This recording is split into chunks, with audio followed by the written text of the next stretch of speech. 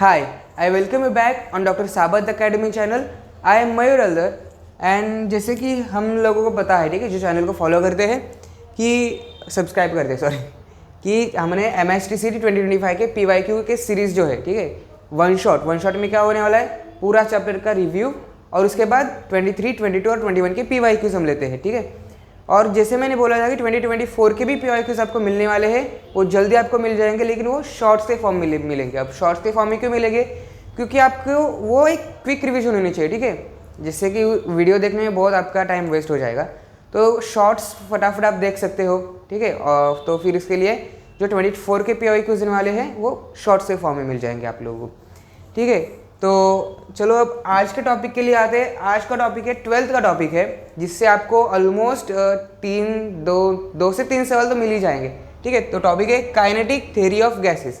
भला टॉपिक होता क्या है? देखो, काइनेटिक थ्योरी ऑफ गैसेस मतलब क्या कि गैसेस की जो काइनेटिक्स होती है, ठीक है, मोशन होती है, उसे स्टडी करने का जो चैप्टर डेडिकेटेड है, कॉन्सेप्ट्स जो होते हैं उसे बोलते हैं काइनेटिक थ्योरी ऑफ गैसेस। ये तो बेसिक सा हो गया, ठीक है। इसके अंडर हम क्या पढ़ने वाले हैं? बहुत सारे टॉपिक्स है, ideal gas, real gas, mean free बात, ठीक है, ये आप पढ़ सकते हो, आगे भी देखने मिलेंगे। और इसमें इंपॉर्टेंट क्या है, इसमें बहुत सारी फॉर्मूलेज है, ठीक है, और आसान है, ठीक है, आप डायरेक्टली फॉर्मूले करके आंसर निकाल सकते हो। तो इस टाइप के क्वेश्चन आते हैं और कॉन्सेप्ट बेस्ड भी बहुत थोड़े बहुत आते हैं। आप यदि आपके फिजिक्स के चैप्टर पढ़ लोगे KTG, ठीक है, शॉर्ट में KTG होता है ये, तो आपको समझ में आ जाएगा, ठीक है। तो टॉपिक को हम शुरू करते हैं।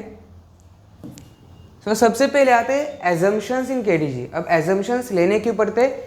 क्योंकि हम गैस मॉलिक्यूल्स को स्टडी कर रहे हैं, एक एक गैस मॉलिक्यूल्स को स्टडी नहीं कर रहे कि ग्रुप में कर रहे हैं, तो इसके लिए कुछ एजम्पशंस लेने पड़ते हैं initially.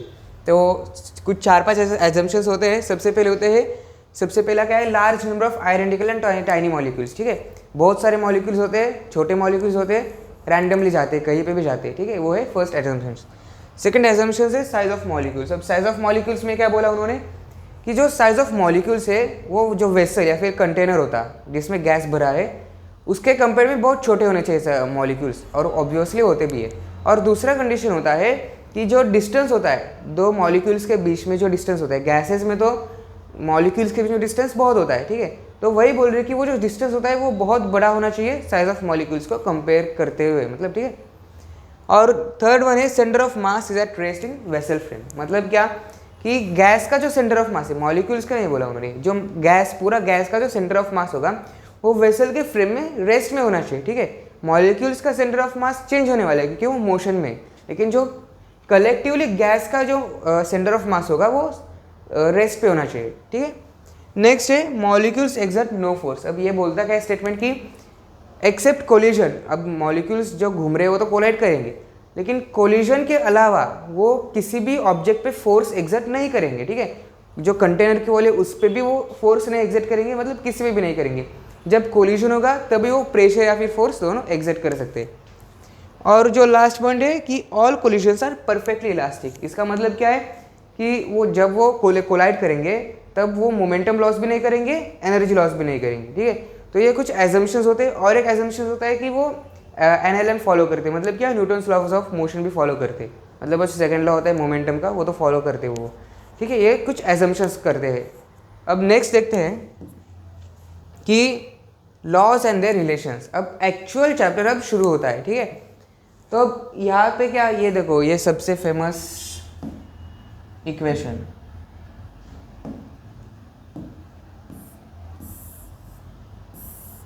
PV equals to NRT। अब ये इक्वेशन आया कहाँ से, ठीक है, उसकी बहुत बड़ी थ्योरी है, लेकिन हम शॉर्ट में देखेंगे कि इस इक्वेशन से हम क्या इंटरप्रेट कर सकते हैं, ठीक है। तो सबसे पहले P is inversely proportional to V, ठीक है। यदि V वहाँ जाएगा और ये बाकी कांस्टेंट रहेगा तो P is inversely proportional to V। It is nothing but Boyle's law, ठीक है। वो कौन सा होता है? बॉयल्स लॉ होता है। चार्ल्स लॉ क्या होता है? चार्ल्स लॉ होता है V is directly proportional to T, ठीक है। V is directly proportional to T। Constant क्या होता है? टेम्परेचर। किसमें? बॉयल्स में टेम्परेचर कांस्टेंट होता है, चार्ल्स में प्रेशर कांस्टेंट होता है। और तीसरा है एवोगाड्रोस लॉ। एवोगाड्रोस लॉ में क्या होता है? जो V होता है, ठीक है, that is directly proportional to N। V क्या होता है? वॉल्यूम होता है। देखो, P प्रेशर होता है, V वॉल्यूम होता है, N होता है नंबर ऑफ मोल्स आर होता है यूनिवर्सल गैस कांस्टेंट। आर क्या होता है? आर होता है यूनिवर्सल गैस कांस्टेंट। अब वो कांस्टेंट है तो उसकी वैल्यू कांस्टेंट ही होती है। क्या होती है? 8.314। ठीक है, उसे आप लिख सकते हो 25/3 होता है, सॉरी,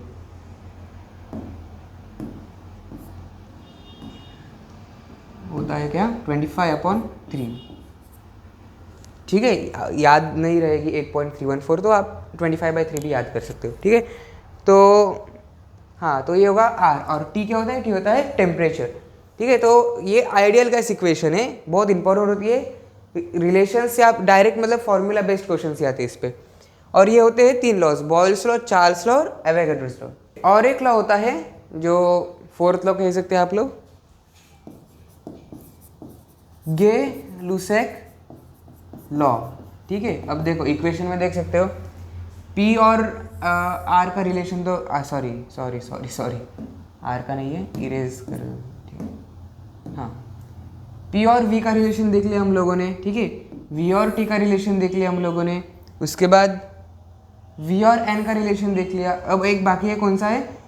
P और T का रिलेशन। और P और T का रिलेशन किसने बताया था? गे-लुसेक लॉ ने। क्या बताया उसने?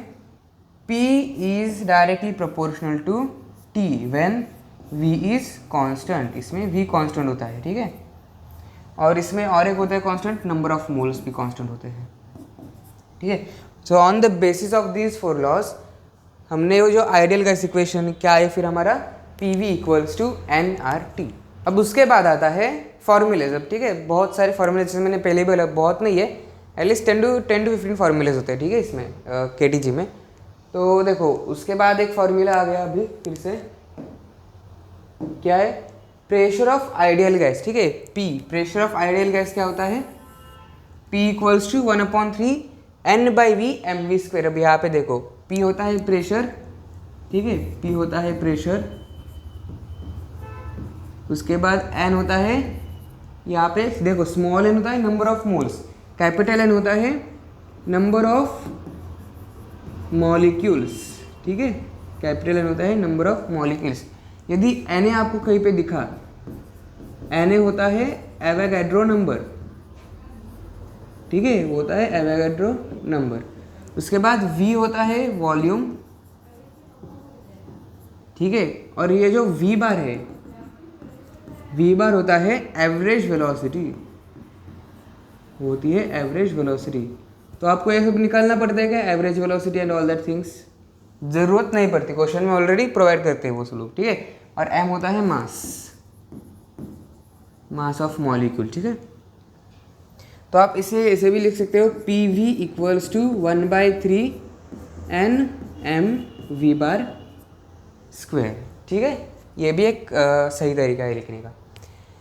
तो ये वो प्रेशर ऑफ आइडियल गैस का फॉर्मूला। उसके बाद है मीन फ्री पाथ। अब मीन फ्री पाथ क्या होता है?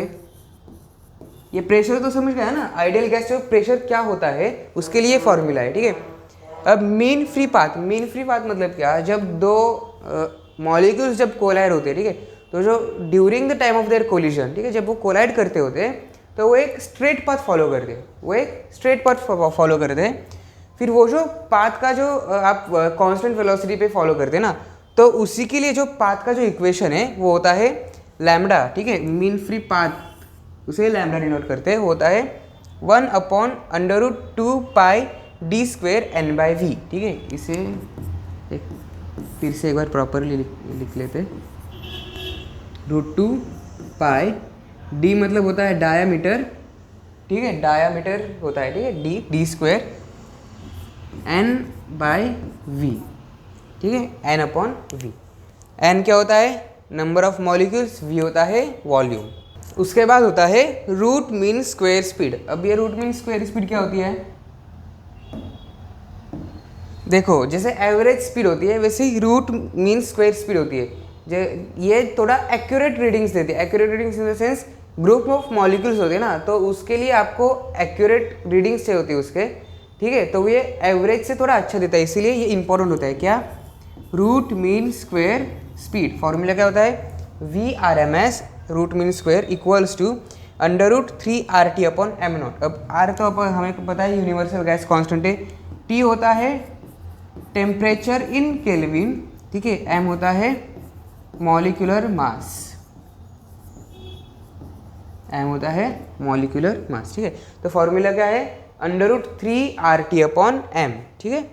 और यदि speed of sound in gas निकालना है, ठीक है। अब साउंड का स्पीड मतलब क्या, वो वेव्स तो ट्रैवल करते हैं, वेव्स मतलब क्या, वो प्रेशर डिफरेंस होता है, उसी से साउंड जनरेट होता है, ठीक है। तो इसीलिए जो मॉलिक्यूल की स्पीड होती है साउंड में, उसका फॉर्मूला होता है √γ/RT/m0। तो फिर गैमा क्या होता है, गैमा होता है Cp/Cv। अब ये Cp और Cv क्या होता है, Cp होता है specific heat at constant pressure और Cv होता है specific heat at constant volume, ठीक है। ये टर्म्स आगे भी है, बस आप ये फॉर्मूला याद कर लो। डायरेक्टली फॉर्मूला बेस्ड क्वेश्चंस आते हैं, उस पर आपको वैल्यूज डालने पड़ते हैं और डायरेक्ट आंसर आ जाता है, ठीक है। तो बहुत आसान होता है, इतना दिमाग चलाने की ज़रूरत नहीं है इसमें, ठीक है। तो अब हम नेक्स्ट फॉर्मूले क्या है देख लेते हैं। तो नेक्स्ट टॉपिक है डिग्रीज ऑफ फ्रीडम, ठीक है। अब डिग्रीज ऑफ फ्रीडम क्या होता है, एक मॉलिक्यूल कंसिडर कर लो। अब उस मॉलिक्यूल को मतलब जो डायरेक्शन में वो घूम सकता है, ठीक है, जहाँ पे वो ट्रैवल कर सकता है स्पेस में, वो किस तरह से ट्रैवल कर सकता है, कौन से डायरेक्शन में ट्रैवल कर सकता है, उसे बोलते हैं डिग्रीज ऑफ फ्रीडम। मतलब उसके पास कितनी फ्रीडम है, ठीक है, उस टाइप में आप कंसिडर कर सकते हो। तो देखो सबसे पहले देखेंगे कि एवरी डायरेक्शन, ठीक है, हर एक डायरेक्शन के लिए कितनी एनर्जी होती है, ठीक है। तो फिर हमें मॉलिक्यूल की एनर्जी पता चल जाएगी वहाँ से। तो देखो जैसे कि हमें पता है PV क्या होता है, 1/3 NmV², ठीक है, लास्ट स्लाइड पे ये पढ़ा था। और एक बहुत इंपॉर्टेंट फॉर्मूला आपको ये याद रखना है, PV is also equals to NkBT। KB होता है बोल्ट्जमैन कांस्टेंट, N होता है नंबर ऑफ मॉलिक्यूल्स, T होता है temperature, P pressure, V volume, ठीक है। ये भी एक फॉर्मूला है, जैसे PV इक्वल्स टू NRT होता है, वैसे ही PV इक्वल्स टू NkBT भी होता है, ठीक है। और एक फॉर्मूला आपको जैसे पता है, एनर्जी ऑफ मॉलिक्यूल्स निकलना है, ठीक है। अब मॉलिक्यूल्स के बाद क्या होती है, काइनेटिक एनर्जी होती है, क्योंकि गैसेस में तो काइनेटिक एनर्जी होने वाले, पोटेंशियल एनर्जी शायद मतलब नेग्लिजिबल टाइप होती है, ठीक है। तो हम उसे कंसिडर करते ही नहीं, पोटेंशियल एनर्जी को हम क्या कंसिडर करते हैं, बस काइनेटिक एनर्जी ही कंसिडर करते हैं मॉलिक्यूल्स की, ठीक है। तो एक मॉलिक्यूल की काइनेटिक एनर्जी है 12 mv²। वैसे n मॉलिक्यूल्स है तो टोटल एनर्जी क्या हुई मॉलिक्यूल्स की, n × 12 mv², ठीक है।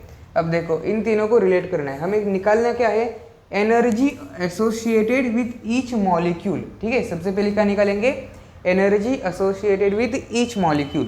तो देखो PV इक्वल्स टू 12 mv² होता है।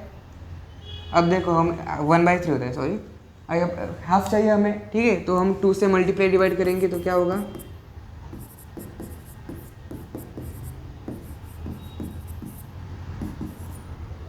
फॉर्म हो गया दोनों, ठीक है। तो सब्सटीट्यूट कर लेंगे, PV इक्वल्स टू 2/3E, ठीक है, PV इक्वल्स टू 2/3E हो गया।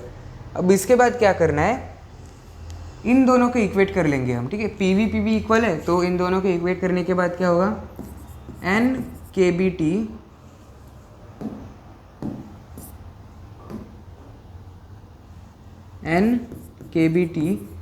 इक्वल्स टू 2/3E, ठीक है। तो देखो अब यहाँ से, हाँ ठीक है, E क्या आएगा, E आएगा 3/2 NkBT। अब ये n मॉलिक्यूल्स के लिए है, हमें एक मॉलिक्यूल के लिए चाहिए, तो डिवाइड कर लेंगे तो क्या होगा, E/n इक्वल्स टू 3/2 kBT। अब हमने T के टर्म्स में क्यों निकाला, क्योंकि हम कांस्टेंट टेम्परेचर रख रहे हैं इस बार, ठीक है। तो इसलिए T के टर्म्स में निकाला। यहाँ पे P और V दो सेपरेट टर्म्स आ रहे हैं, ठीक है।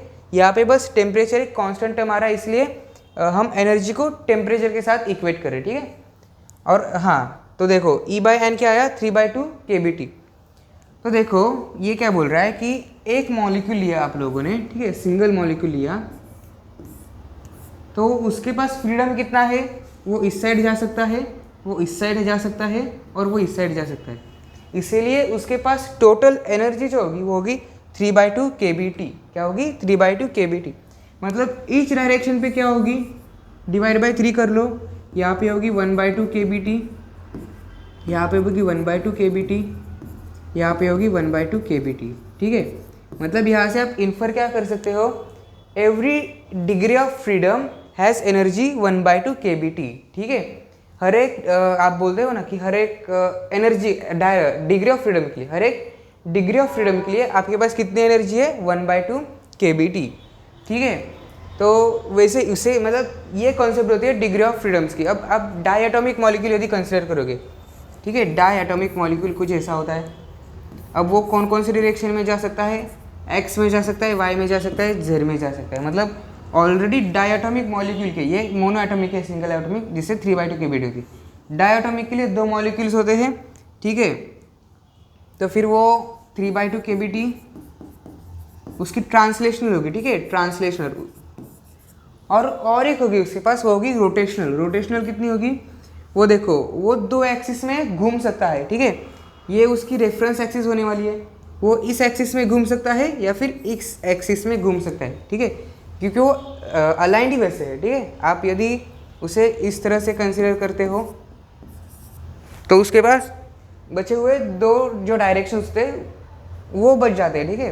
किसके लिए, रोटेशन के लिए। तो 2 के लिए हम क्या करेंगे, यहाँ पे अगेन 2, जैसे 1 डिग्री ऑफ फ्रीडम के लिए 1/2 kBT होता है, वैसे यहाँ पे 2 डिग्री ऑफ फ्रीडम एडिशनल हो गए रोटेशनल वाले, तो 2/2 kBT होगा वो, मतलब 3/2 kBT plus kBT, which means diatomic molecule के पास कितनी एनर्जी होती है, 5/2 kBT, ठीक है। ऐसे कैलकुलेट करते हैं, ठीक है। अब ये नेक्स्ट टॉपिक है specific heat and the relations, ठीक है। अब इसमें ज़्यादा डीपली जाने वाले हम लोग, ठीक है, बस बेसिक सा एकदम ओवरऑल करने वाले, जो डायरेक्ट फॉर्मूला बेस्ड होता है, ठीक है। तो हाँ, अब सबसे पहले उसमें आता है सबसे पहले CP क्या होता है वो देख लेंगे। CP होता है specific heat at constant pressure, और CV होता है specific heat at constant volume, ठीक है। ये होता है CP और CV, ठीक है। तो उससे एक मेयर्स रिलेशन आता है, CP minus CV equals to R। क्या होता है, क्वेश्चन सॉल्व करने के बाद आपको समझ में आएगा, ये सब कुछ डायरेक्ट फॉर्मूला बेस्ड है क्योंकि।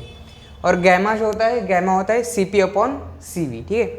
तो मोनोएटॉमिक के लिए क्या होता है, मोनोएटॉमिक के लिए CP होता है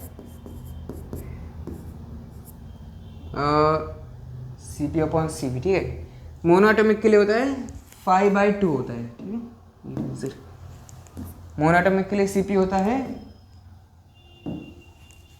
5/2 R, ठीक है, और CV होता है 3/2 R। उसके बाद उससे गैमा आता है CP/CV, मतलब 5/3, ठीक है। ये आपको याद करने, मोनोएटॉमिक, डायटोमिक और पॉलीएटॉमिक के लिए क्वेश्चंस आते हैं डायरेक्ट फार्मूला बेस्ड। डायटोमिक के लिए CP होता है 7/2 R, CV होता है 5/2 R, और गैमा आता है 7/5, ठीक है। पॉलीएटॉमिक के लिए होता है CP होता है 4+FR, CV होता है 3+FR, और गैमा होता है 4+F/3+F। भाई F क्या होता है, F होता है डिग्रीज ऑफ फ्रीडम, ठीक है। तो इस पे डायरेक्टली क्वेश्चंस आते हैं, वो देख लेंगे तो आपको मतलब अच्छे से समझ में आ जाएगा। हमारा नेक्स्ट टॉपिक है absorption, reflection and transmission of heat, ठीक है। अब एक ऑब्जेक्ट कंसिडर करो और हीट उसे प्रोवाइड कर रहे हैं, तो तीन ही ऑप्शन हो सकते हैं ना। सबसे पहले वो एब्जॉर्ब करेगा हीट, ठीक है, या फिर उसे ट्रांसमिट करेगा। जैसे लाइट होती है, लाइट क्या हो सकती है, एब्जॉर्ब हो सकती है, ट्रांसमिट हो सकती है, या फिर रिफ्लेक्ट हो सकती है। वैसे ही हीट क्या हो सकती है, हीट एब्जॉर्ब कर सकती है, वो जो बॉडी वो एब्जॉर्ब कर सकती है, या फिर हीट ट्रांसमिट कर सकती है, ठीक है, या फिर हीट रिफ्लेक्ट हो सकती है, ठीक है, ये तीन हो सकते हैं। तो फिर हम इक्वेशन देखेंगे, एक सिंपल वाला इक्वेशन। क्या, यदि Q टोटल हीट है, ठीक है, तो कुछ A पार्ट उसका क्या होगा, एब्जॉर्ब होगा, उसके बाद R पार्ट उसका रिफ्लेक्ट होगा और T पार्ट उसका ट्रांसफ़र हो गया या फिर ट्रांसमिट होगा, ठीक है। तो ये तो टोटल हीट हो गया। अब हमें देखना है कि कितना फ्रैक्शन टोटल हीट का, कितना फ्रैक्शन एब्जॉर्ब हो रहा, कितना फ्रैक्शन रिफ्लेक्ट हो रहा और कितना फ्रैक्शन ट्रांसमिट हो रहा। तो क्या करेंगे, डिवाइड बाय Q कर दो, फिर क्या होगा, QA by Q plus QR by Q plus QT by Q equals to 1, ठीक है। अब ये क्या बता रहा कि Q में से कितना फ्रैक्शन एब्जॉर्ब किया है, Q में से कितना फ्रैक्शन रिफ्लेक्ट किया है, Q में से कितना फ्रैक्शन ट्रांसमिट किया है। तो इसी को बोलते हैं हम कोएफिशिएंट ऑफ एब्जॉर्प्शन और एब्जॉर्प्टिव पावर ऑफ और एब्जॉर्प्टिविटी, ठीक है, ये छोटा वाला एब्जॉर्प्टिविटी याद रखो, ठीक है। ये क्या होता है, एब्जॉर्प्टिविटी, ठीक है। जो पार्ट रिफ्लेक्ट होता है उसे क्या बोलते हैं, रिफ्लेक्टेंस। अब ये ज़रूरी क्यों है, क्योंकि हमें फ्रैक्शन पता चल रहा है ना कि कितना फ्रैक्शन वो एब्जॉर्ब, रिफ्लेक्ट और ट्रांसमिट कर रहा है, और जो ट्रांसमिट है उसे ट्रांसमिटेंस बोलते हैं, ठीक है, उसे ट्रांसमिटेंस बोलते हैं, इसे क्या बोलते हैं, ट्रांसमिटेंस बोलते हैं, ठीक है। तो अब ये हुआ एक बॉडी का, अब एक बॉडी, ठीक है, जो एब्जॉर्ब करे या फिर रिफ्लेक्ट करे या ट्रांसमिट करे। अब देखो, यदि T इक्वल्स टू 1 होगा, इसका मतलब क्या है, T इक्वल्स टू 1 मतलब होगा, इसका मतलब है A प्लस R 0 होगा, मतलब बॉडी जो पूरी हीट ले रही है वो पूरी की पूरी ट्रांसफ़र कर रही है, ठीक है, ये उसका इंटरप्रिटेशन है। इसके बाद आप ले सकते हो R इक्वल्स टू 1 होगा, मतलब क्या, पूरी की पूरी जो हीट है वो पूरी रिफ्लेक्ट हो रही है, कुछ भी एब्जॉर्ब भी नहीं हो रही है और ट्रांसमिट भी नहीं हो रही। और A इक्वल्स टू 1, इस कंडीशन को क्या बोलते हैं, इस कंडीशन को बोलते हैं कि पूरी की पूरी हीट, ऑब्जेक्ट पूरी की पूरी हीट एब्जॉर्ब कर रहा है, क्या कर रहा है, एब्जॉर्ब कर रहा है। और इसी कंडीशन को बोलते हैं, मतलब जो भी ऑब्जेक्ट ये कंडीशन फॉलो करता है, मतलब पूरी की पूरी हीट एब्जॉर्ब करता है, उसे बोलते हैं ब्लैक बॉडी। क्या बोलते हैं उसे, ब्लैक बॉडी बोलते हैं, ठीक है, जो पूरी की पूरी हीट अपने अंदर समा लेता है, उसे क्या बोलते हैं, ब्लैक बॉडी बोलते हैं। तो ऐसा ऑब्जेक्ट है क्या, एग्जिस्ट करता है क्या, ह्यूमन मेड तो नहीं है एक भी, ठीक है, क्योंकि ये आइडियल कंडीशन है। तो इसका मतलब क्या है कि कुछ ना कुछ हीट है वो ट्रांसफ़र तो होगी या फिर रिफ्लेक्ट तो होगी, ठीक है, लेकिन जो पूरी की पूरी खुद एब्जॉर्ब कर लेती है उसे बोलते हैं ब्लैक बॉडी, ठीक है। अब ये जो पार्ट है एमिशन ऑफ हीट रेडिएशन, ये कंटिन्यूएशन है एब्जॉर्प्शन के लिए, ठीक है, मतलब जो ब्लैक बॉडी है उसके रिलेटेड है ये। तो क्या होता है देखो, अब जितना ज़्यादा लाइट नहीं हीट, जितना ज़्यादा हीट एक बॉडी एब्जॉर्ब करेगी उतना ही ज़्यादा वो रेडिएट करेगी, ठीक है। मतलब क्या कि एमिशन ऑफ हीट रेडिएशन जितना ज़्यादा एब्जॉर्ब करेगी उतना ज़्यादा वो एमिट करेगी। मतलब आप एक देरी सरफेस ले लो, ठीक है, स्फीयरिकल सरफेस है,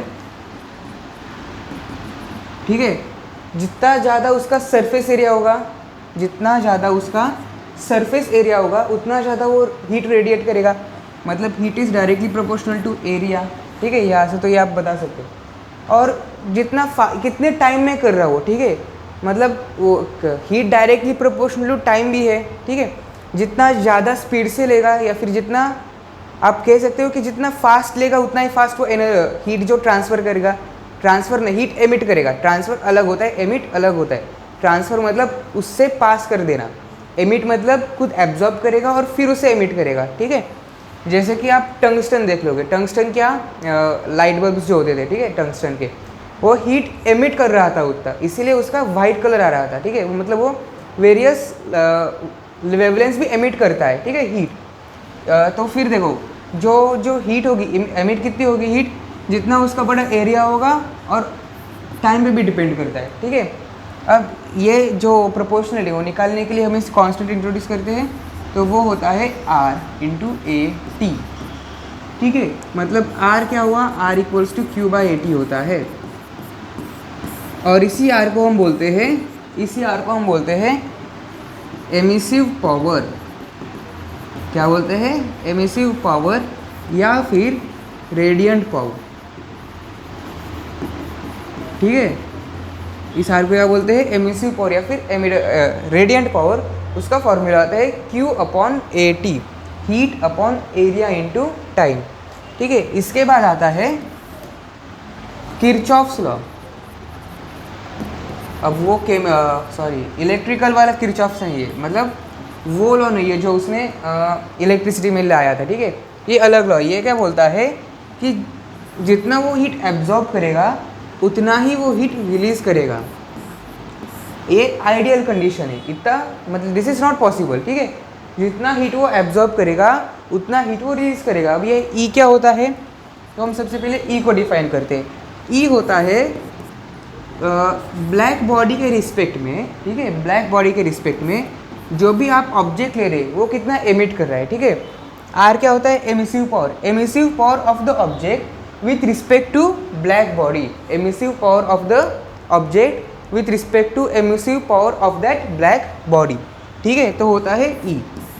तो फिर किरचॉफ लॉ क्या बोलता है, किरचॉफ लॉ बोलता है जितना उसका एब्जॉर्बिटिविटी होता उतना ही उसका एमिसिटिविटी होता है। ये क्या होता है, एमिसिटिविटी, कुछ तो ऐसा होता है। ठीक है, शायद ये गलत, यही है एमिसिविटी। ठीक है, जितना वो एब्जॉर्ब करेगा उतना वो एमिट करेगा। कौन बोलता है, ये किरचॉफ्स लॉ बोलता है। मतलब A इक्वल्स टू ई, और E क्या होता है, R अपॉन आर बी। ठीक है, तो इस स्लाइड पे हमने क्या देखा, एक बार रिवाइज कर लेते हैं। सबसे पहले देखो, जो हीट रेडिएट होगी वो किस पे डिपेंड करेगी, एरिया और टाइम पे। तो वो प्रोपोर्शनल निकालने के लिए हमने R एक कांस्टेंट इंट्रोड्यूस कर दिया। ठीक है, फिर R का फॉर्मूला बन गया Q अपॉन ए टी, और उसी R को बोलते हैं एमिसिव पावर या फिर रेडियंट पावर। ठीक है, अब देखो सभी ऑब्जेक्ट्स जो होते हैं वो 100% ब्लैक बॉडी नहीं होते, तो फिर उनका परसेंटेज कितना होता है, कितना पार्ट उसका ब्लैक बॉडी होता है, वो कैसे निकालते हैं, R अपॉन आर बी करके। मतलब क्या, R क्या होता है, emissive power of that object with respect to black body, और उससे बोलते हैं एमिसिटिविटी या चीज़ ई। ठीक है, और किरचॉफ क्या बोलता है, किरचॉफ बोलता है ए मतलब absorptivity equals to E equals to emissivity. मतलब क्या, कि जितना ज़्यादा एब्जॉर्ब करेगा उतना ज़्यादा वो एमिट करेगा। ठीक है, तो ये लास्ट पार्ट है हमारे जो KTG का चैप्टर है। ठीक है, उसका ये लास्ट पार्ट है। क्या है, ये लास्ट फॉर्मूलेज मतलब कंसिडर कर सकते हो। सबसे पहले वेन्स डिस्प्लेसमेंट लॉ। अब वेन्स डिस्प्लेसमेंट लॉ क्या बोलता है, lambda max into T equals to B. अब ये सारे क्या होते हैं टर्म्स, तो सबसे पहले देखो लैम्बडा मैक्स मतलब वेवलेंथ। अब वेवलेंथ कहाँ से आई, जब से मैंने पहले आपको बोला था कि टंगस्टन, देखो टंगस्टन हीट होती है, हीट होने के बाद वो वाइट लाइट या फिर आप येलो लाइट कंसिडर कर सकते हो, येलो बल्ब्स होते थे, एमिट करती है, लाइट एमिट करती है। ठीक है, वो लाइट कहाँ से आते हैं, क्योंकि जो एमिशन होता है वो डिफरेंट वेवलेंथ्स पे होता है, तो फिर करस्पॉन्डिंगली डिफरेंट कलर की लाइट आप लोगों को दिखती है। ठीक है, तो वही से लैम्बडा मैक्स आता है कि मतलब वहाँ वही से रिलेट होता है क्या, कि lambda max into temperature equals to B. अब बी क्या होता है, बी होता है वेन्स कांस्टेंट। क्या होता है, वेन्स कांस्टेंट, और इसकी वैल्यू क्या होती है 2.897 इंटू 10 टू द पावर -3। ठीक है, उसकी वैल्यू होती है 2.897 इंटू 10 टू द पावर -3। ठीक है, तो ये हुआ वेन्स डिस्प्लेसमेंट लॉ। नेक्स्ट आता है Stefan Boltzmann law of radiation. Stefan Boltzmann law of radiation ये क्या बोलता है, आपने जो लास्ट स्लाइड में पढ़ा था, क्या, एमिसिव पावर या फिर radiant power. Radiant power is directly proportional to 4th power of temperature. ये उसने रिलेशन निकाले, किसने, स्टीफन बोल्ट्जमैन ने। क्या, कि R is directly proportional to T to the power 4, और ये R जो होता है वो होता है ब्लैक बॉडी का। ठीक है, प्योरली ब्लैक बॉडी का R होता है, वो डिपेंड करता है टेम्परेचर को उसकी 4th पावर से। ठीक है, तो ये प्रोपोर्शनल निकालने के लिए कांस्टेंट आ गया sigma into T to the power 4। Sigma की वैल्यू क्या है 5.67 इंटू 10 टू द पावर -8। ये आपको सब कुछ याद रखना है, रट्टा लगाना है। ठीक है, ये रट्टे की चीज़ देखिए। क्या है उसकी वैल्यू 5.67 इंटू 10⁻⁻8। बहुत बार आपको ये लगता भी नहीं है, क्योंकि आपको दो डिफरेंट बॉडीज़ देते हैं, उसे कंपेयर करने बोलते हैं, तो फिर जो कांस्टेंट होते हैं वो कैंसिल आउट हो जाते हैं, ठीक है। लेकिन आपको ये याद होने चाहिए। तो सिग्मा की वैल्यू होती है 5.67 इंटू 10⁻⁻8, ठीक है। अब यहाँ से और एक रिलेशन आ जाता है, क्या, यहाँ पे तो हमने कंसिडर किया ब्लैक बॉडी, लेकिन मेरे पास ब्लैक बॉडी ना हो के सिमिलरली मतलब प्योर ब्लैक बॉडी नहीं है, तो फिर क्या करेंगे, हमें रिलेशन पता है R/RB इक्वल्स टू E। इसका मतलब RB क्या हुआ, R/E, तो फिर R/E इक्वल्स टू क्या होगा, T⁴। यहाँ से R क्या आएगा, E सिग्मा T⁴। मतलब क्या, यदि आपके पास प्योर ब्लैक बॉडी नहीं है तो फिर आप उससे मतलब उसका रिलेशन कैसे निकालोगे, तो R इक्वल्स टू E जो एमिसिटिविटी है equals to E into sigma into T⁴। यहाँ से आप और एक फॉर्मूला निकाल सकते हो, कौन सा, RB equal to sigma T⁴ से RB क्या होता है, Q/AT equals to sigma T⁴, ठीक है। इस स्लाइड पे जितने सारे फॉर्मूले लिखे हैं, जितने सारे कांस्टेंट के वाले लिखे हैं, सब कुछ इम्पॉर्टेंट है, ठीक है। तो इस तरह से हमारा जो KTG चैप्टर का रिवीजन था वन शॉट का, वो ख़त्म हो गया है, ठीक है। तो हम प्रैक्टिस करने वाले हैं 2023 के PYQs, ठीक है। और जो नेक्स्ट वीडियो होगा उसमें हम करेंगे 21-22 के PYQs। तो हम शुरू करते हैं 2023 के PYQ के साथ। फर्स्ट क्वेश्चन क्या है, देखो, for gas having x DOF gamma is, ठीक है। अब x डिग्रीज ऑफ फ्रीडम है, उससे गैमा कितना होता है वो पूछा है। तो फिर सबसे सिंपल तरीका देखो, आपको मोनोएटमिक पता है, मोनोएटमिक का गैमा क्या होता है, 5/3, ठीक है, मोनो का। डाई का क्या होता है, 7/5, ठीक है। मतलब क्या, यदि 3 को तुमने x माना तो ऊपर न्यूमरेटर क्या होगा, x+2, यहाँ पे भी सेम है, फॉर्मूला आपका तैयार हो गया, ठीक है। मतलब गैमा क्या आएगा, 1 + 2/x। ऑप्शन है क्या, जरूर है, सी ऑप्शन, ठीक है। Next question, a jar P filled with gas having pressure, volume and temperature PVT respectively, another gas jar P में क्या है, PVT, और मोल्स कितने हैं, मॉलिक्यूल्स इट इज़ N1, ठीक है। और Q में क्या है, 2P V/4 2T, और नंबर ऑफ मॉलिक्यूल्स निकालने हैं N2। मोल्स, अब फॉर्मूला क्या होता है, PV equals to nRT। N क्या होता है, नंबर ऑफ मोल्स, ठीक है। N क्या होता है, नंबर ऑफ मोल्स, और number of moles is directly proportional to molecules, ठीक है। तो देखो क्या होगा, PV equals to N1 RT upon, दोनों का रेशियो ले लिया, ठीक है, 2P into V/4 into N2 RT, क्या है यहाँ पे 2T है, ठीक है। तो क्या होगा, देखो PV कैंसिल, 2 × 4, इसके बाद RT cancel, 2 × 4, N1/N2 equals to 4/1, ठीक है। ऑप्शन नंबर डी, ठीक है। तो इससे आसान सवाल होते हैं। तो नेक्स्ट सवाल देखते हैं हम लोग, A temperature of an ideal gas is increased from 27 degrees Celsius to 927 degrees Celsius. The RMS speed of its molecules becomes, देखो सबसे पहले केल्विन में लेना है, क्यों, क्योंकि VRMS इक्वल्स टू √3RT/m0। अब दो कंडीशन दी है, दो कंडीशन मतलब कैलकुलेशन करने की ज़रूरत नहीं है, ठीक है। इन सब की वो डायरेक्टली कैंसिल आउट हो जाएंगे। तो फिर आपको किसका रेशो लेना है, टेम्परेचर का ही रेशो लेना है, कि 3R/m0 कैंसिल हो जाएगा। T1 क्या है, 27, तो फिर उसे केल्विन में करोगे तो क्या होगा, 273 300, 927 प्लस 273, 9 10 11 12 1200, 3 3 4 12। V1/V2 क्या आएगा फिर, 1/2। समझा, आसान है ये भी। मतलब क्या, the RMS speed of its molecules becomes, V1 equals to क्या हुआ, V2/2, या फिर V2 क्या हुआ, 2V1, ठीक है। मतलब जो 927 डिग्री सेल्सियस पे जो वेलोसिटी है वो डबल है किसके, 27 डिग्री सेल्सियस पे जो है उससे, ठीक है। तो ऑप्शन नंबर ए आपको ये अच्छे से करना है। V2 इक्वल्स टू 2V1 है। तो ये देखो नेक्स्ट सवाल क्या है, N ideal gas in a container of volume 500 cc। अब देखो क्यूबिक सेंटीमीटर में दिया है, हमें किस में चाहिए होता है, वॉल्यूम लीटर में।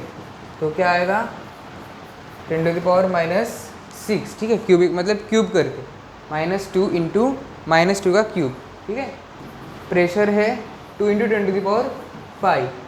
एवरेज काइनेटिक एनर्जी दी उन्होंने ईच मॉलिक्यूल की 6 इंटू 10⁻21 और बोला है n निकालना है। तो फिर आपके पास फॉर्मूला क्या है, E इक्वल्स टू क्या होता है 3/2 kBT, ये एक फॉर्मूला है। और क्या फॉर्मूला है, PV equals to kBT into n, यहाँ से ये रिप्लेस कर दो और यहाँ से n निकल जाएगा, ठीक है। जस्ट आपको फॉर्मूला रटने हैं और सॉल्व करना है। P है 2 into 10⁵, 500 into 10⁻⁻6 divided by 6 into 10⁻⁻21।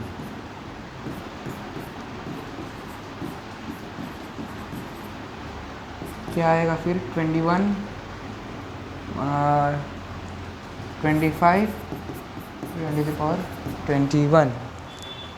Option है क्या, नहीं है, मतलब 2.5 इंटू 10⁻22, ऑप्शन नंबर डी, ठीक है। देखो फॉर्मूले बस आप रटना होना चाहिए, आपको बाकी का आ जाएगा ऑटोमेटिक। नेक्स्ट है, a black body radiates maximum energy at wavelength lambda and its emissive power is E. अब लैम्डा और एमिसिव पावर दोनों दिया है, ठीक है। एमिसिव पावर का फॉर्मूला क्या है, R equal to sigma T⁴ और एक है R इक्वल्स टू Q/T, लेकिन वो Q यूज़ नहीं किया क्योंकि लैम्डा भी दिया है और लैम्डा के रिलेटिव जो फॉर्मूला आपको पता है वो क्या है, lambda into T equals to B, ठीक है। इस तरह से आपका थॉट प्रोसेस चलना चाहिए, ठीक है। तो क्या दिया उन्होंने, black body radiates maximum energy at wavelength lambda and its emissive power is E। R क्या है उसका, एमिसिव पावर हो गया E, एंड टेम्परेचर यहाँ से निकल सकते हैं B/λ, ठीक है। मतलब E equals to sigma B/λ⁴। Next क्या दिया उन्होंने, now due to change in temperature of that body it radiates maximum energy at wavelength 2λ/3 at that temperature emissive power is, emissive power of E2 मान लेंगे, ठीक है, वो निकालना है हमें। और क्या बोला उन्होंने, अब टेम्परेचर निकालना है, क्या होगा फिर वो, लैम्डा चेंज हो गया, लैम्डा क्या होगा 2λ/3, 2λ/3 मतलब T हो गया 3B/2λ। सिमिलरली फिर E2 क्या आएगा, सिग्मा T⁴, सिग्मा T क्या है 3B/2λ⁴, 3⁴ क्या होता है, 3 3 = 9, 9 9 = 81, 2⁴, 2 2 = 4, 4 4 = 16, ठीक है। एंड लैम्डा B/ इसकी पावर 4 भी होगी, सिग्मा B/λ क्या है, E है, मतलब 81 E/16, समझ रहा है, 81 E/16 क्या है ये, E2 है। ऑप्शन है क्या 81 E/16, ऑप्शन नंबर बी, ठीक है। देखो आपको बस फॉर्मूला याद होने चाहिए, कहाँ पे कैसे यूज़ करना है तो आप सीख रहे हो अभी। नेक्स्ट क्वेश्चन है, black body radiates maximum energy at wavelength lambda and its emissive power is E। Now due to time, same question फिर से रिपीटेड हो गया, ठीक है। तो फिर क्वेश्चन रिपीट भी होते हैं, तो आपको पहले से ही पता था, ये नया नहीं है, लेकिन याद रखो क्वेश्चन रिपीट भी होते हैं। इसीलिए जो शिफ्ट होती है ना, ठीक है, वो मतलब आज यदि पेपर शुरू हुआ है, ठीक है, और आपका पेपर कल है, तो आज का पेपर देख के जाना होता है। क्यों, क्योंकि उससे रिपीट होने के बहुत सारे चांसेस होते हैं। In a vessel, the ideal gas is at pressure P. If the mass of all the molecules is halved and their speed is doubled, then resultant pressure of the gas will be. In the vessel, the ideal gas is at pressure P. If mass of all molecules is halved, mass क्या किया, m/2 किया, and their speed is doubled, speed क्या की, double की, इन resultant pressure will be, pressure का formula क्या है 1/3 Nm/v²। अब चेंजेस क्या किए P डैश 1/3 n तो एज इट इज़ रखा है उन लोगों ने, मास m/2 किया है और क्या किया है वेलोसिटी 2v की है, तो फिर क्या आएगा 1/3 Nm/v²। और यहाँ पे 2² 4/2, इसका मतलब 1/3 Nm/v² to 2 विच मीन्स इसका वैल्यू क्या है P है 2P, तो P डैश क्या होगा 2P होगा, ऑप्शन नंबर बी। ठीक है, ये देखो कैलकुलेशन करने के लिए भी नहीं बोलते, डायरेक्टली आपको कैंसिल आउट के लिए ऑप्शंस होते हैं। We have a jar A filled with gas characterised by parameters PVT और B क्या है 2P P/4 2T, again repeated 4:1 option, याद है ना, यही तो किया था। The ratio of number of molecules in jar A टू those in jar B N1/N2 4:1। ठीक है, again repeated type, same year questions repeat हो रहे हैं। ठीक है, मतलब प्रीवियस ईयर इस ईयर रिपीट होते हैं वो तो होते ही है, लेकिन इसी ईयर के इसी शिफ्ट्स में फिर से रिपीट होते हैं, ये भी चांसेस होते हैं। ठीक है, next question, two bodies A and B at temperature T1K and T2K respectively have the same dimensions. Their emissivities are in the ratio 1:3. If they radiate the same amount of heat per unit area per unit time, then the ratio of their temperature is. Complicated question क्या है, देखो फिर से एक बार देखेंगे। दो bodies है A और B एट टेम्परेचर, इसका टेम्परेचर T1 है, इसका टेम्परेचर T2 है। The emissivities are in the ratios, मतलब E1/E2 क्या है 1/3 है, E1/E2 क्या है 1/3। If they radiate same amount of heat per unit area per unit time, if they radiate same amount of heat per unit area per unit time, ये क्या है, ये है R। ठीक है, एमिसिव पावर या फिर radiant power. Then ratio of their temperatures is, मतलब T1/T2 निकालना है।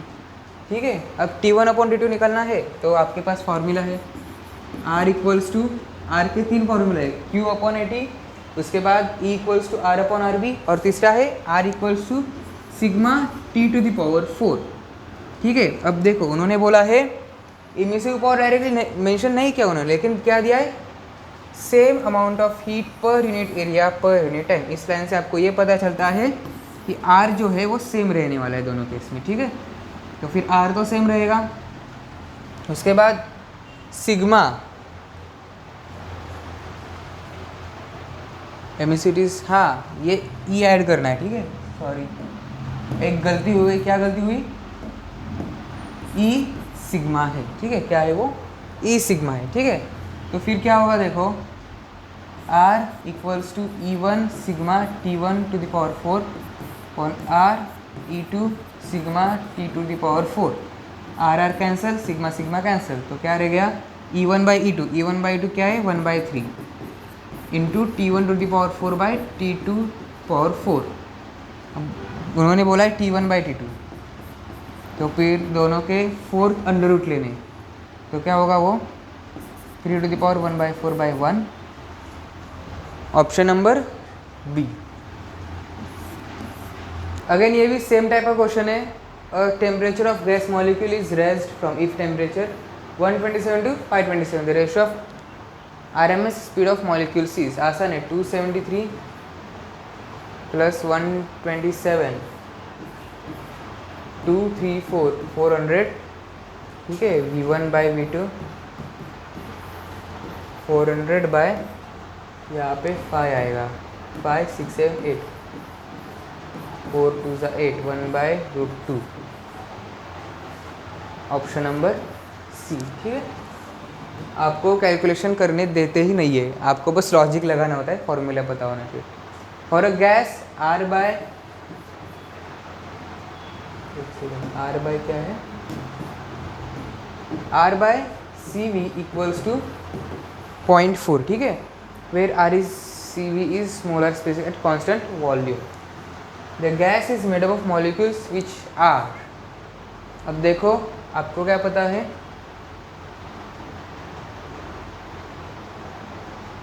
ठीक है, Cp अपॉन Cv ना। एक सेकेंड आ गया आंसर। क्या आ गया आपको? यहाँ पे भी फिर से फॉर्मूला आपको पता है क्या? Cp minus Cv equals to R होता है, ठीक है। अब यहाँ से आप Cv निकाल सकते हो। Cv क्या आएगा? R बाई 0.4, या फिर आप लिख सकते हो 10, 2 5 ज़ा 10, 2 2 ज़ा 4, ठीक है। Cp minus pi R by 2 equals to R। Cp equals to pi R by 2 plus R, यहाँ से आता है 7R बाई 2। क्या है? 7R by 2। अब Cp और Cv का रेशो निकालो, क्या आएगा? 7/5। और 7/5 किसका रेशो होता है? डायटोमिक। हमने पूरा ये किया है, ठीक है। रिजिड डायटोमिक होने वाला, ठीक है। 7/5 आया ना उसका। कैसे? देखो गैमा तो आया, लेकिन उसके डिग्रीज ऑफ फ्रीडम क्या होने वाले? 3 एक्सिस के लिए 3, और रिजिड डायटोमिक मतलब ये वाला, ठीक है। मतलब उसके रोटेशनल होने वाला ना, उसका रोटेशनल डिग्रीज ऑफ फ्रीडम भी होने वाले 2, और 3 ट्रांसलेशन होने वाले, ठीक है। इसलिए रिजिड डायटोमिक, ठीक है। Option number A. Next, the molar specific heat of an ideal gas at constant pressure and constant volume is Cp and Cv respectively. If R is universal gas constant and gamma equals to Cp by Cv, then Cv equals to a molar specific Cp और Cv दिया उन्होंने, ठीक है। If R is universal gas constant and gamma, तो Cv निकालना है। Cv क्या आएगा फिर? Cp बाय गैमा, ठीक है। Cp minus Cv equals to R होता है। तो यहाँ से Cp क्या आता है?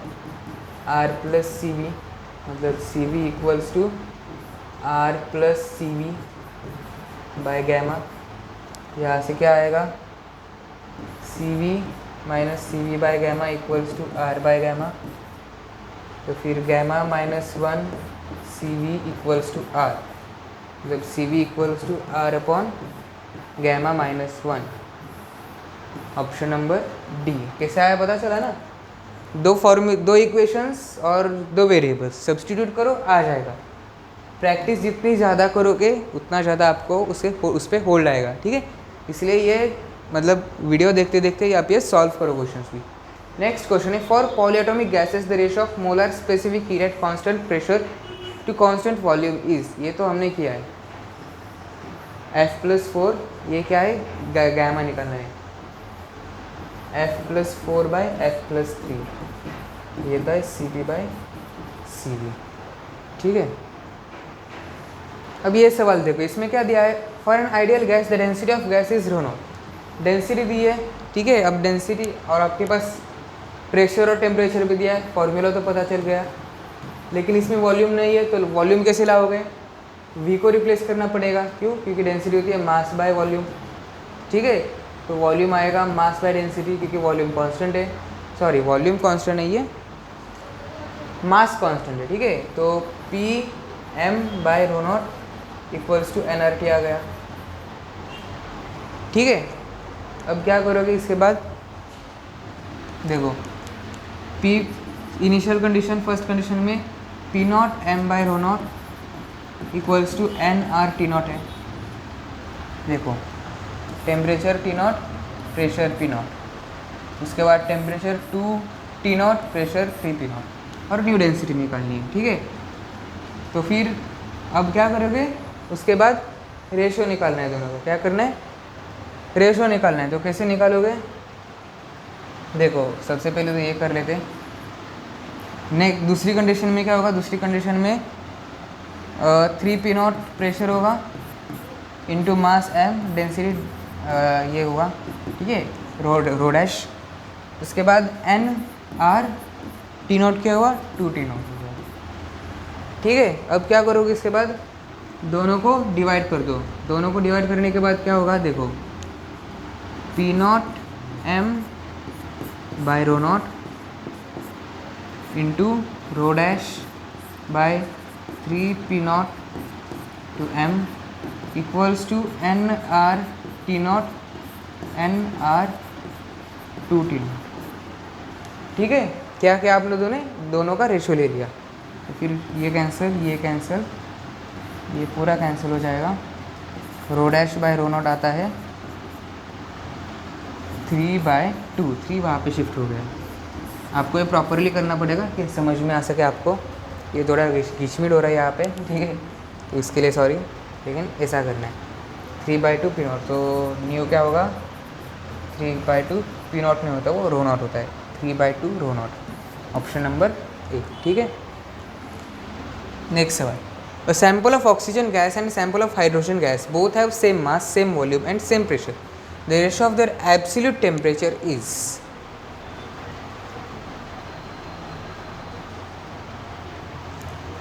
हाँ, तो देखो PV equals to nRT, same formula. उन्होंने क्या बोला है, same mass, same volume, same pressure. PV equals to n को लिख सकते हो mass by molecular mass into RT। ठीक है, क्या आपको पता होना चाहिए कन्वर्जन जो आपने 11 में सीखे हैं, केमिस्ट्री में सीखे हैं। देखो अब प्रेशर सब कुछ सेम रहा, चेंज क्या हो रहा, चेंज हो रहा मॉलिक्यूलर मास, और उसके करस्पॉन्डिंगली फिर टेम्परेचर भी चेंज होगा। तो फिर अब रेशो कैसे निकालोगे, देखो sample of oxygen gas, oxygen gas होता है O2 मतलब 16 टू द 32। ठीक है, हाइड्रोजन गैस भी H2 होता है, मॉलिक्यूलर मास 2। ठीक है, तो ये 32 होगा। अब देखो टेम्परेचर और मॉलिक्यूलर मास कैसे रिलेटेड है, डायरेक्टली रिलेटेड है ना, temperature is directly related to molecular mass. यही से तो लिख सकते हो ना, mm यहाँ पे भेज दिया मॉलिक्यूलर मास, तो T is directly proportional to molecular mass की, बाकी सब तो कांस्टेंट है। तो फिर T1/T2 equals to mm1/mm2, molecular mass of oxygen by molecular mass of hydrogen. Molecular mass of oxygen is 32, molecular mass of hydrogen gas is 2, which becomes 16/1, option number D. तो हमारा next सवाल है, देखो the root mean square velocity of the molecules in sample of helium. ठीक है, helium का sample दिया है, is 5/7 is 5/7 that of molecules in sample of hydrogen. If the temperature of hydrogen gas is 0 degree Celsius, that of helium sample is about। He का temperature निकालना है। ठीक है, RMS स्पीड दी, RMS स्पीड क्या दी उन्होंने, VRMS of helium equals to 5/7 VRMS of hydrogen. ठीक है, that of molecules in sample of hydrogen H2 लेते हैं। ठीक है, तो उसके बाद देखो क्या पूछा उन्होंने, टेम्परेचर पूछा। VRMS का फॉर्मूला क्या होता है, √3RT/m0।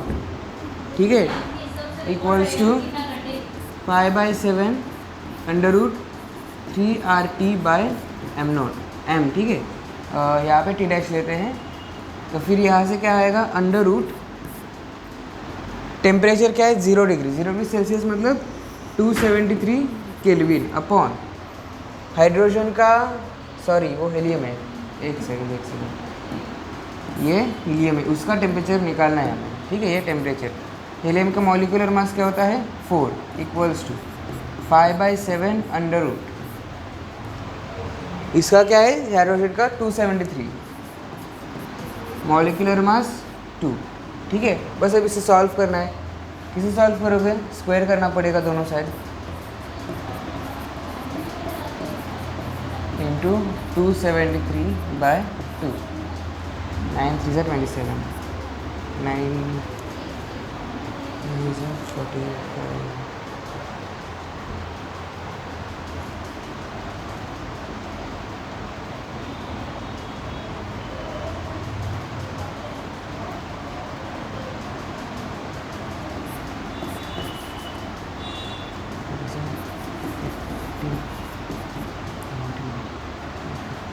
273 273 के आसपास, मतलब 0 डिग्री सेल्सियस के आसपास।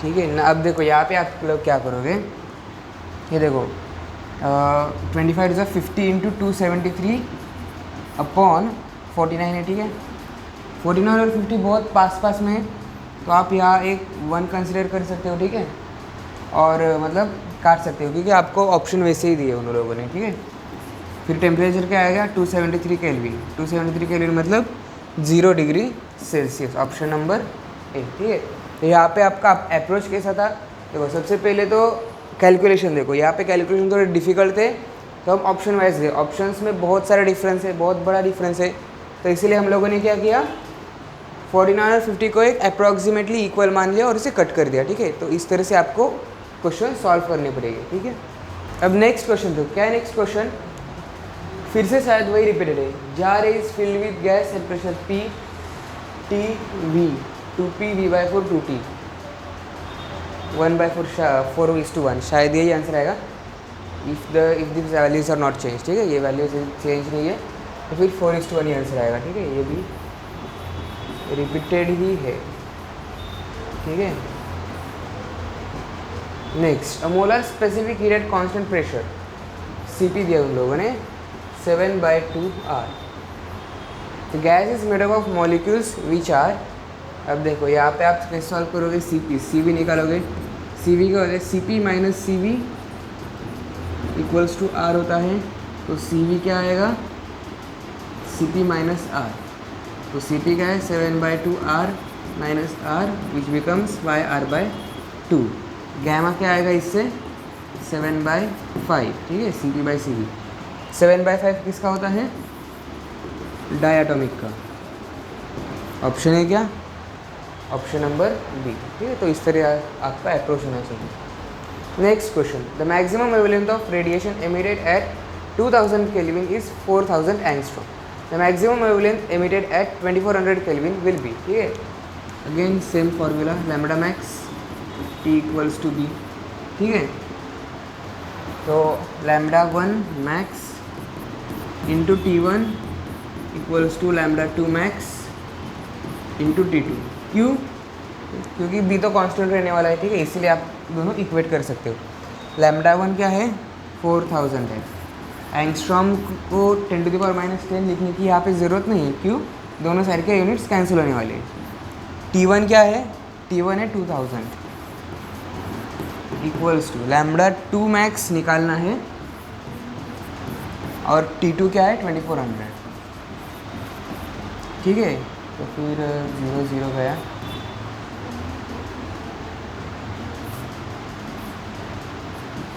वेल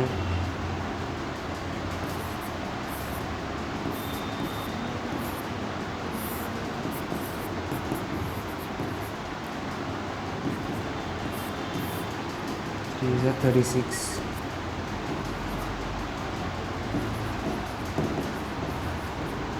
ठीक है, आंसर क्या आएगा 3333.3 एंगस्ट्रॉम, ऑप्शन नंबर सी। ठीक है, क्योंकि 12 डिवाइड बाय कर लो, 40,000 डिवाइड बाय 12 क्या आता है 3333 आएगा। ठीक है, तो option number C.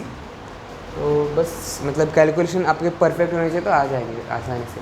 When the pressure of gas contained in a closed vessel is increased by 2%, the temperature of gas increases by 3%. The initial temperature of gas is। ठीक है, सबसे पहले PV इक्वल्स टू nRT, यही equation लगेगा क्योंकि pressure और volume दोनों include हो गए हैं। कंडीशन क्या की उन लोगों ने, 2% से प्रेशर बढ़ाया है। ठीक है, यदि प्रेशर 100 था, 2% बढ़ाया मतलब वो 102 हो गया। ठीक है, लेकिन यहाँ पे हमने प्रेशर ऑलरेडी 1 कंसिडर किया है, तो जब वो 2% इंक्रीज होगा तो वो बनेगा 1.02 P। ठीक है, 100 के लिए 102 होता है, फिर 1 के लिए 1.02 होगा, into V equals to NR। Temperature का क्या बोला है, इंक्रीजेस बाय 3, मतलब 3T नहीं आएगा, वो क्या आएगा, वो T+3 आएगा। ठीक है, अब सॉल्व करना है, टेम्परेचर निकालना है ना, इनिशियल टेम्परेचर मतलब T निकालना है। डिवाइड करो दोनों को, PV PV cancel, NR T NR और NR कैंसिल, T वैसे रहेगा। 1 बाई के ये इक्वेशन आएगा आपके पास। तो t plus 3 equals to t into 1.02। तो t को उस साइड शिफ्ट कर क्या होगा 1.02 माइनस 1 इंटू टी। तो t क्या बनेगा 3 और 0.02। ठीक है, तो यहाँ से क्या आएगा 300/2 150 केल्विन, ऑप्शन नंबर बी। ठीक है, ये भी डायरेक्ट फॉर्मूले बेस्ड ही था। तो आप यदि क्वेश्चंस देखोगे तो सब कुछ सिमिलर ही क्वेश्चंस है। ठीक है, डायरेक्ट फॉर्मूले बेस्ड पे। नेक्स्ट क्वेश्चन है the coefficient of absorption and the coefficient of reflection of a thin uniform plate are.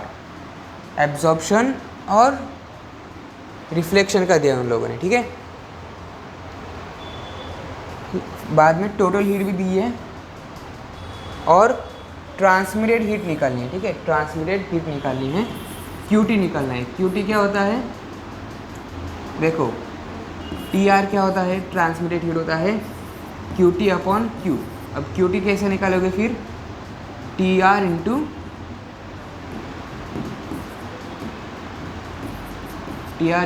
Q. ठीक है, अब टी आर निकलना है ट्रांसमिटेड, वो कैसे निकालोगे coefficient of transmission.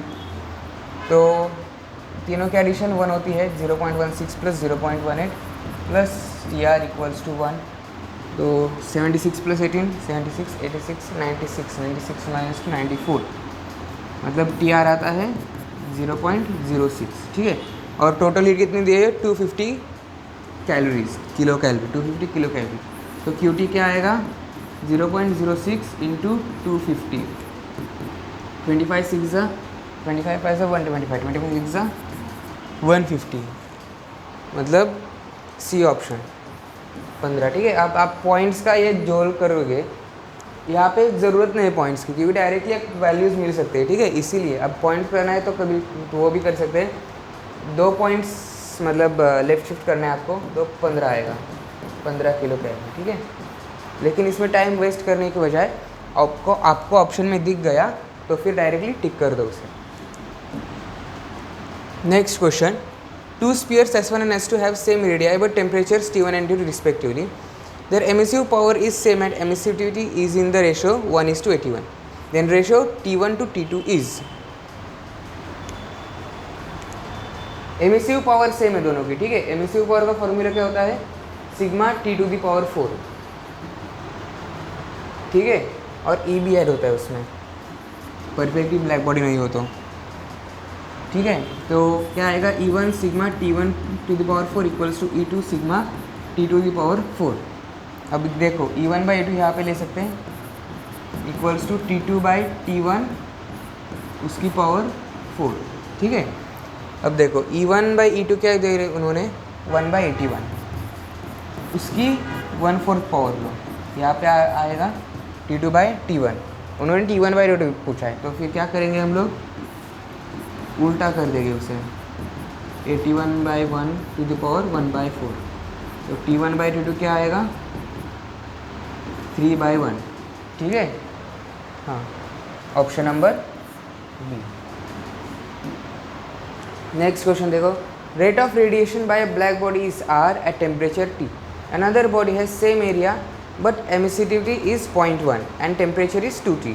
It's rate of radiation is. तो यहाँ पे देखो क्या निकालना है, ब्लैक बॉडी का दिया है उन्होंने R। ठीक है, rate of radiation of black body is R और another body has same area but emissivity is 0.1। ई कितनी है 0.1। ई क्या होता है R/RB। ठीक है, यहाँ पे R0 कंसिडर करके हम लोग 0.1 into R equals to R0। ये क्या है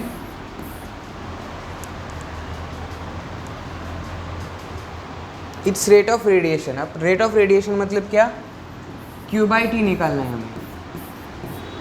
ठीक है, क्या निकालना है Q/T निकालना है। तो कैसे निकालेंगे हम लोग ये